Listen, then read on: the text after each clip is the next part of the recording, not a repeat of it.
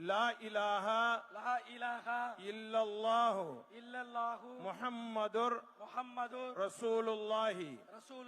அல்லாஹும்ம ஸல்லி அலா முஹம்மதின் வ அலா ஆலி முஹம்மதின் வ பாரிக் வ சல்லிம் அலைஹி اللهم لك صمت وبك آمنت وعليك توكلت وعلى رزقك أفطرت فتقبل مني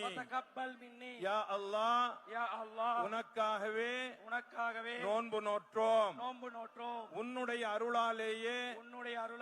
நோன்பை திறக்கின்றோம் எங்களுடைய நோன்பை